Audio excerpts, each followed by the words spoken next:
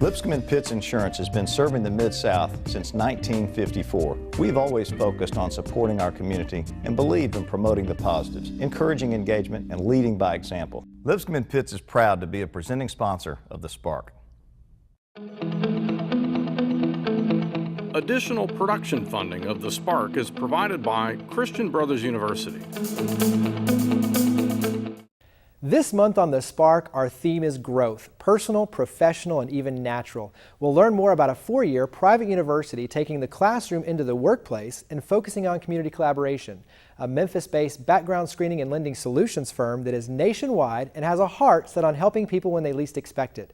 And a 96-acre garden that is full of fun surprises and serves over 40,000 children each year through organized education programs. Have you ever been excited by a new idea? Inspired by watching someone lead by example? When we talk about creating change, we start by sharing the stories of everyday heroes who are making a difference in their own way, so we can learn and do the same. This truth is the power behind this show, which is focused on business and community leaders that are leading by example to give back, fuel change, and create new opportunities for the Mid-South. I'm Jeremy Park, and this is The Spark. With growth as the theme today, I want to start by talking about professional, academic, faith even, encompassing all the above with Christian Brothers University, 4-year private institution, Midtown Memphis. 1871 is the founding year, so a lot of tradition. I'm here with the president, John Smarrelli, and give us a glimpse, obviously the great tradition here with Christian Brothers University, but give us a little bit of the focus, the mission, the success you guys are having with Christian Brothers University. We're based on a LaSallian heritage with a founder, John Baptiste de La Salle, who's been saint. Focus of John Baptiste was teaching, but not just teaching, but teaching relevant materials for individuals so they can make a difference in the community. So our whole programs are based on relevance to a community in which we live. And one of the things, you guys have had tons of success. I know Forbes magazine, top 20% in the nation for colleges across America. You've got a number of those, and you're preparing them not only for the academic success, but for the professional success. Talk about that aspect of it, is kind of working backward, meeting with the companies, figuring out what they need, and then let's tailor the programs to meet those needs. As you mentioned, we want to first know what do the companies need. And then second, we'll tailor our educational academic programs around their needs. And not just academics, but in terms of what other skills do they need, in terms of ethical issues and other issues. So we do that. In essence, what it's paid off in terms of our graduates, for example, in engineering. When they crossed the stage last May, 90% of our engineering students had jobs in the Memphis community. In the sciences, 90% are going to medical school. 100% who want to go to graduate school are getting into great graduate programs. Pharmacy the same way. So we're populating the community with trained individuals, and we feel that's an important part of our mission. Because they're getting those hands-on skills that they actively need then for the job. So the other aspect is it 80% that actually stay here in Memphis? So you're not only bringing them here, but they're staying here in Memphis. We are proud of the difference we make to the Memphis community because of our alums staying in the area. Now, we recruit out of Memphis very heavily, but we also then create individuals who are able to contribute to the Memphis community. And it's about 1,600 in terms of the... 1,600 numbers. We are a small university with big returns on that small university. Hey, nothing wrong with that. Power. One of the things I think that's very unique is the community collaboration aspect. I mean, obviously we talked about working with the companies, figuring out what they need, but also too, you have a very strong reach here in the community, and one of them is with Delta Medical. Explain, because I know we're about to see a little bit of that in detail. Sure. Explain that partnership with Delta Medical. Well, nearly 2 years ago, we began a program called Physician Assistant Studies. It's the master's level program. We're training individuals who can function essentially as primary care physicians. So we feel very strongly that these individuals need opportunities in the community before they get their degrees to understand what is a community, what are the needs of the citizens of this community. So what we do is we send these individuals out to various locations, Delta Medical being one of those locations, a healthcare provider, to say, okay, now it's time. You sort of understand the principle. Now let's interact with people. We feel that's an important part of CBU education. Nice. So let's go ahead and show viewers exactly what we're talking about with the partnership with Delta Medical. What Delta Medical Center does is we serve as an actual medical site for the students to rotate through and actually get clinical experience. used to teach the residents of the UT program at the Old Baptist Central, so it's been years since I taught these young smiling faces, so it's been really nice to see people come in, want to learn, be able to teach and influence that way. As a student, I really feel that this program partnership with Delta has allowed me to get a good education, has really developed me as a provider and given me some more patient interaction. I don't think I would have a future as a physician assistant at all without an internship, period. A lot of physician assistants, actually, if not all physician assistants, we get our hands-on clinical training through these internships. So these internships are pretty much our, in terms of our education, it's really the most important aspects of it. We just saw a bit about Delta Medical and the partnership you have with them, and as you mentioned, that's just one piece of the equation. One of the things that you're doing to me, that's exciting, that's very innovative, is you're taking it outside of the traditional four walls, the classroom, the campus, and you're infusing, especially in the MBA program, this educational experience in the workplace. So you're literally taking it to the work sites. And explain in more detail for the viewers what that entails and what that means. It's a very exciting MBA program where we said we need to make a difference to the corporations in the area. So what we do is our faculty are portable, and what we do is recruit students not from outside, but we basically recruit students from the individual corporation. So we meet in their conference room, our faculty teach MBA classes, but their projects are not projects that are out there somewhere else, but in fact part of the corporation in which they work. And so what we see is a win-win. The students win because they're doing real-life projects. The company wins because the students are sort of assessing what the company is doing. Well, and to your point, they're using real-life problems, real-life data, real-life analysis, so it's a win-win-win all the way around. And that's what LaSallian education is all about, real-life education. And the other thing is that ties into that, especially in the workplace, is internships. Our undergraduate students, we feel very strongly that each undergraduate student should have an internship, and we encourage that. Our faculty members have contacts. We have contacts through our Career Center.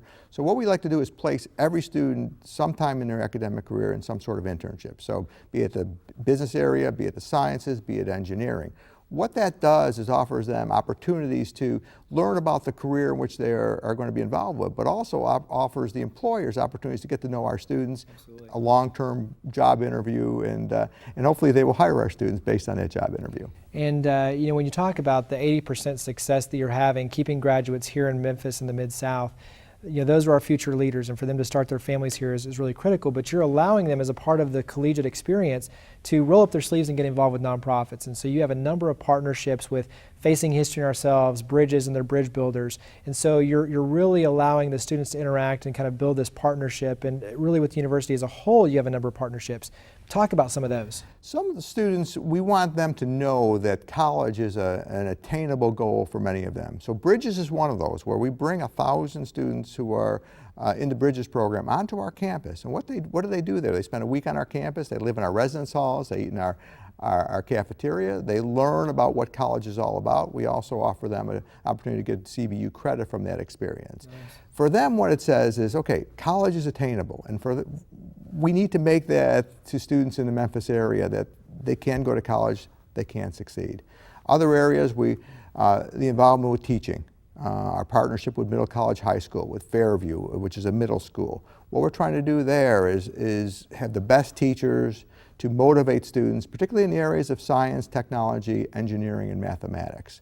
Opportunities for our students for these students to sort of get a sense of what it's like to be in college. And September September of Service, September SOS. Service. The SOS. One of our faculty members, Dr. Tracy Burke, said, we need to do an organized service project. So we took the 30 days in September, faculty, staff, administrators, alumni got together. Every day we visited a not-for-profit and did some form of service. Sometimes it would just be cleaning up, other times it would be financial management, depending on what the needs of the organization were. Absolutely love it. So everything you're doing on the education front, the community engagement front, all the way around, absolutely love what you guys are doing. So thank you for coming on the show. Thank you, Jeremy. Appreciate what you do.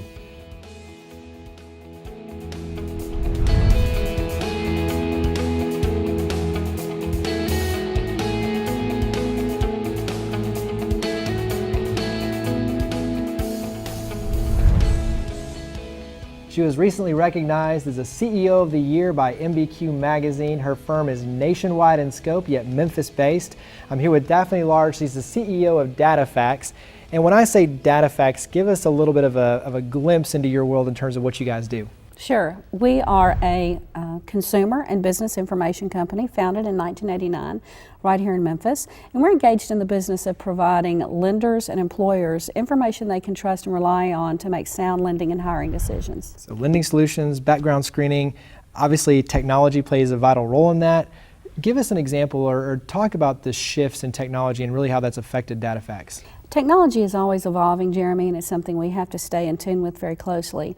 We like to balance technology with risk of using certain technology pieces, quality, speed, and data integrity and protection of consumer data. And one of the big trends you see right now is social media. Obviously companies on both sides of it, after hire and then pre-hire, are using social media or trying to use social media to get a foothold on the employee and the candidate. Describe social media in your context in terms of what you guys are doing, but also how that affects companies and all the way around. Absolutely. HR professionals are doing this.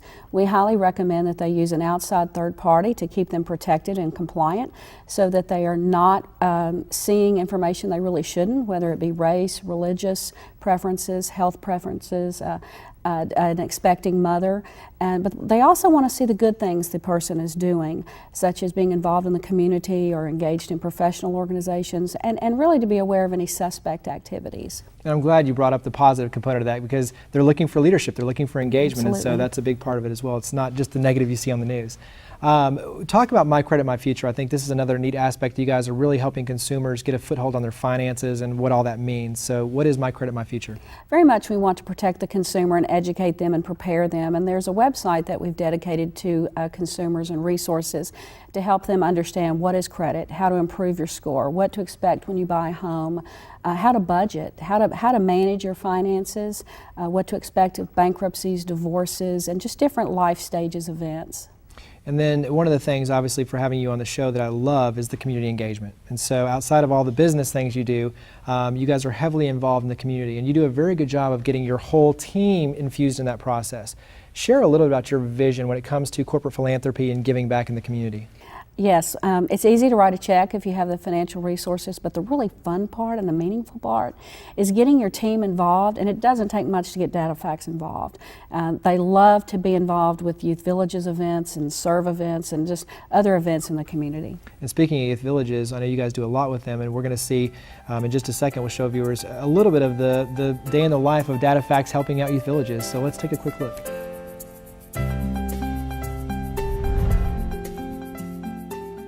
Youth Villages is a national nonprofit headquartered here in Memphis. We help children and families live successfully. We have a variety of programs. We have in-home services, residential treatment.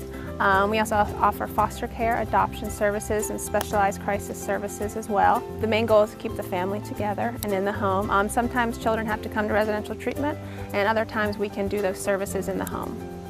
We recently partnered with Kaboom and McDonald's Foundation to build a playground in one day. So DataFacts was wonderful. They brought employees out here and helped pour concrete, helped put the playground set together. Having DataFacts volunteers here on campus is wonderful. The kids just light up when they come, bring cupcakes or do a craft or activity with the kids. It really means a lot to us to have them out here.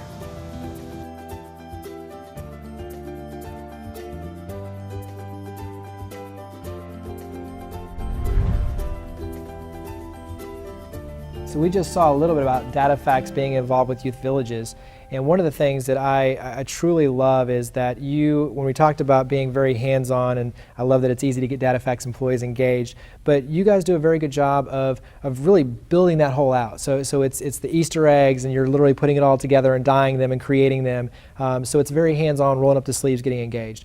Talk about just some of the things that you guys have done recently that really speaks to that engagement. We just had a Commit to Fit challenge at DataFacts where every employee committed to multiple things, and every time that happened, whether it was lose a pound, not eat French fries, go to the gym, lots of fun things, we gave $1. raised quite a bit of money and split that between youth villages and serves. Nice. The Easter egg hunt, a lot of fun, buying eggs, stuffing eggs, hiding eggs, just the joy of the kids. Chocolate Easter bunnies everywhere. Valentine's cupcakes, out to the kids. And then we hosted their 2012 Christmas party for all the foster families, wrapped gifts, paid for the party. We're already on board for 2013. We like to go out to schools and read to the kids. And through our MBA association, we do that every year, and it's just a lot of things like that, Jeremy. And what does that mean to your employees? I mean, what's the feedback you get from them? I mean, I got to believe when you're watching that, especially in your role, to see them interacting like at the Christmas where the kids are opening the presents, what sort of smile comes over your employees? What's the feedback from them? The smiles, the enthusiasm. I mean, we gain so much more than we ever give. And they love it, and routinely they go, thank you for getting us involved and giving us that opportunity, work time off, or just some outlet to serve. One of the things I think that you guys are doing unique too is you're picking 5 nonprofits and you're putting them front and center to your clients, so you're really trying to raise the awareness for them. And one of those I know is near and dear to your heart, St. George's Independent School. Share a little about just them and why they're a part of that top 5. We've been so impressed with what St. George's is doing in the community. They're innovative. Other schools nationally are looking to them. They have a 3-campus model, and really through their scholarship programs, they are changing lives in Memphis, Tennessee, with the ability to give deserving children the education and to really experience more at St. George's than they would anywhere else. And when you talk about education, one of the things that I like is Andy Andrews would call you a noticer. But you pay attention and you're out there actively looking for opportunities to just help people and families. And one of the things that you do very well is when people aren't expecting it, when they're not even asking, all of a sudden they show up and there's a gift for them. Tell us one of those stories, one of those moments. Well, we like to seek out through churches or schools or friends, people that don't have anywhere else to turn. And maybe it's, one time we reached out through a church, a lot of elderly, sweltering heat in Memphis. We put air conditioners in many people's homes that they'd never had before. We've paid medical bills. We've helped with medical procedures. We've reached out to families with Christmas gifts. Usually everything we do is anonymous and low key. I really don't like those kind of accolades, but sometimes they want to know. And again, we receive so much more than they do. Well, there you go. Greatly appreciate everything you do on the business side, but obviously on the community side as well. So Daphne, thank you for coming on the show. Thank you so much.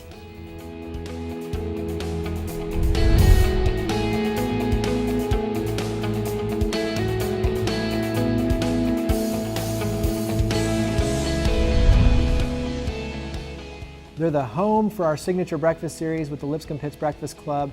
Growth is such an easy theme because it's natural with the Memphis Botanic Garden. I'm here with the executive director, Jim Duncan, 96 acres right in the heart of Memphis. How do you explain the Memphis Botanic Garden?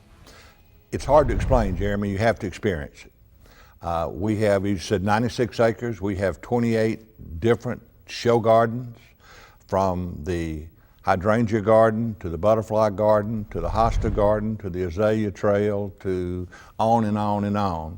But it gives people an opportunity to come out there, come to the garden, and first of all, just enjoy being there. Right. And second of all, they can look at the types of plants that grow in our area, and they can go to school with that as far as their home gardens are concerned. We have My Big Backyard, which is a children's garden. We have one of 15 nationally recognized certified hosta trails in the United States. We will soon become a conference reference garden, a conifer reference garden, excuse me.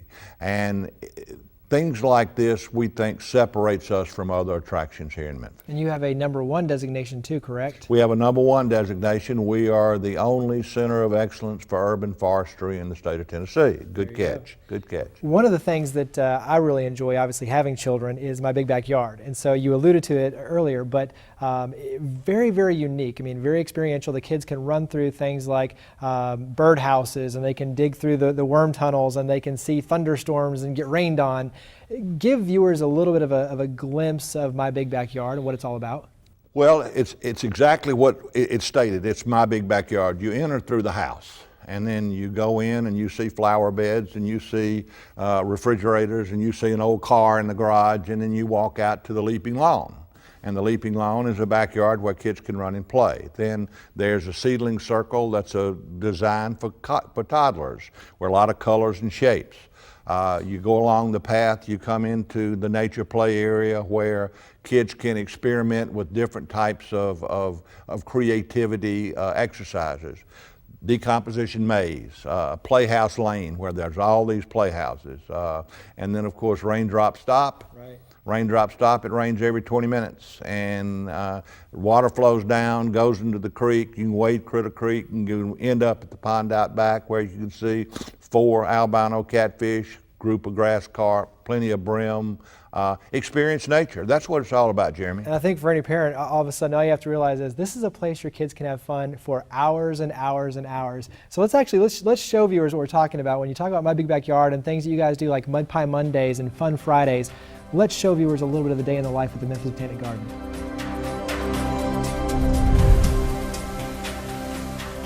Kids used to make tree houses and forts and everything else, and now the way people live, it's just not always possible in a zero lot line or a condo or an apartment. So we have the houses there for the kids, and there's furniture and different items in there that they can play with and do their own. You know, we have an area where they can make forts and things that we call nature play, where they have pine cones and sticks and, you know, leaves and bamboo canes and things like that, and they can play with natural items, which again, the average city kid would not be able to do. If it's the first time, I think they're kind of, ooh, you know, let's play, but a little bit overwhelmed because the plants are big and they're small, and you know, there's a lot to take in. Kids that come back on a regular basis know exactly what they like, and I think parents have a hard time keeping them from running to whatever that is that they like to do. So we just saw a day in the life, a fun day in the life at the Memphis Botanic Garden. One of the things that truly is a focus for you is education. Talk about the education component for Memphis Botanic Garden. We have 2 actual fronts on education. We have our adult education, where we have classes for on gardening, we have classes on plants, we have volunteer opportunities. It's a consistent turnover of individuals who want to come in and learn about the environment. Our children's education is a little different situation. We have this in connection with schools. We work with 192 schools last year, 102 of the 112 Memphis public schools. We had over 43,000 children participate in our programs. That's 4.5 times the national average. Right. One of the real, I guess, benefits of our education program, in especially working with the public schools or the city schools, is so many of these children live in areas where the outdoors have been taken away from them. Right. And so what we do is we open the environment, we bring them in, we help them form an appreciation for the outdoors, plus we remove fear. A little boy a couple of years ago, I watched him walk to the edge of the woods. He stopped. I caught up with him, I looked at him and I said, "Son, are you going in?" He says, "No, sir, I'm not going in there." And I said, "Why?" And he said, "Gorillas." Well, we've heard gorillas, we've heard lions, we've heard tigers. So I convinced him there weren't any gorillas in there, and so he and I went in together. And he had a big time, so did I, and I think this removed fear of the woods that he may experience for a lifetime.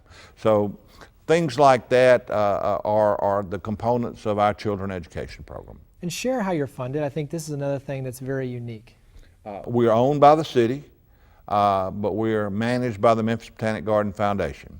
The city provides about 10% of our support, which means the other 90% is on us to generate.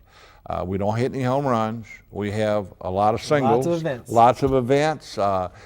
We certainly encourage donations, but we are an earned income operation. We had 192 wedding-related events last year. The Breakfast Club, for example, meets at our facility, a contributor to our earned income. We have plant sales, we have concerts, we have food truck parties, we have wine tastings, and of course membership is a large component as well. So there's all types of ways that people can get involved and support the garden. Including Live at the Garden, which is a big one. Live at the Garden is a major part of our earned income. We have 5 concerts a year, and we are close to setting another record this year in terms of numbers of tickets sold. Talk about the stage, because that's a new development that you're working on as well. We're right in the middle of a capital campaign to build a permanent stage for the garden. Currently, we lease the stage, which contributes a significant amount of overhead. If we are able to build a permanent stage, we generate more money for the sustainability of the garden. We can also increase the number of concerts.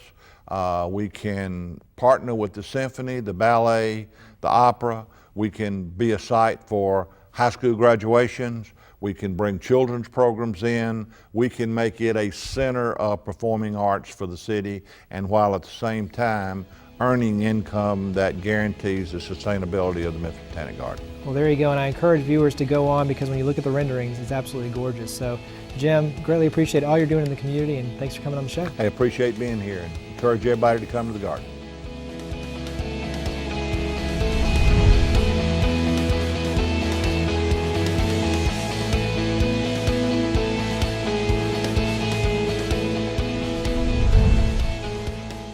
When you look at the definition of growth, it's about development. With Christian Brothers University, they're combining academics, faith, and experiential learning in settings that reach outside the classroom with the intent of developing our workforce and future leaders so our city can grow. DataFacts is helping companies grow responsibly while lending a personal hand to developing our youth.